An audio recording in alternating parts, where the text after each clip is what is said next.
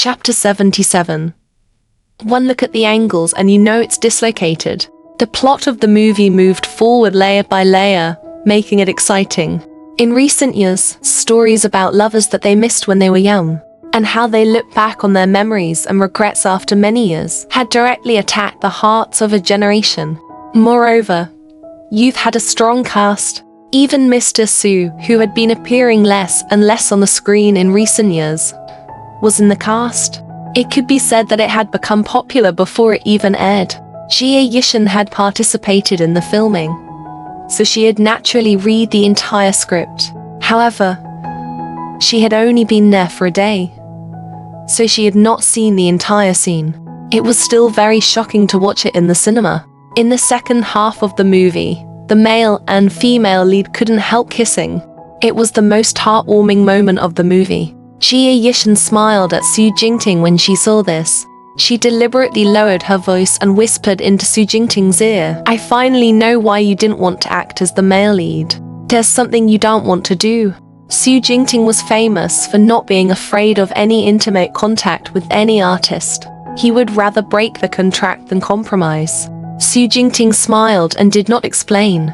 If he was the male lead, how could he act with Jie Yishan?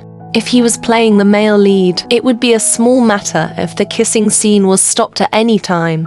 Yes, he had to perform well in front of his girlfriend and tacitly acknowledge what she said. He was a man of principles, which was why he was able to stay untainted in the entertainment industry. The two of them were watching with relish when a sound came from the couple's seat next door. A girl said, "The male lead kissing the female lead is so handsome. If only I had met such a male lead." Her voice was sweet, coquettish, and Su, hinting at something.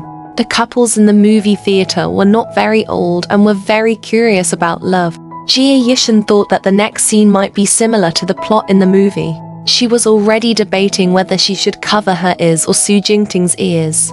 After all, she only had one pair of hands and could only cover both ears. Just as Jie Yishan was getting ready, she heard the bow say, "What's so handsome about it? You can tell that it's a misplacement just by looking at the angle. You didn't really kiss him. You can tell if you look at him seriously. I don't even need to explain it to you." Jie Yishan was speechless. She almost spat out her coke. This naughty child. He was simply a straight man. The human girl didn't want to discuss the story with him at all. She just wanted to get closer to him in the dark environment. This bow was good. He analyzed the movie scene perfectly, but he completely ignored the feelings of the girl beside him. She really didn't know whether to praise him for being smart or stupid. Su Jingting not only pricked up his ears to listen, but also stared at Jie Yishan's face, admiring the changes in her expression. Sigh. Su Jingting sighed. The girl he liked was so cute and charming even when she was eavesdropping. The young couple next door was obviously brainless and stupid. But he was not stupid. When a girl and her beloved boy were watching a teen romance movie series in the cinema, it was inevitable that they would have fantasies when they saw a few emotional movies. As a competent boyfriend, he had to satisfy them. Su Jingting didn't say anything else. He took advantage of the moment Jie Yishan turned around and kissed her. For the next 10 minutes, Jie Yishan had no idea what was playing in the movie. Instead, she reflected on what made Su Jingting so anxious while being treated gently by him. What exactly Fend?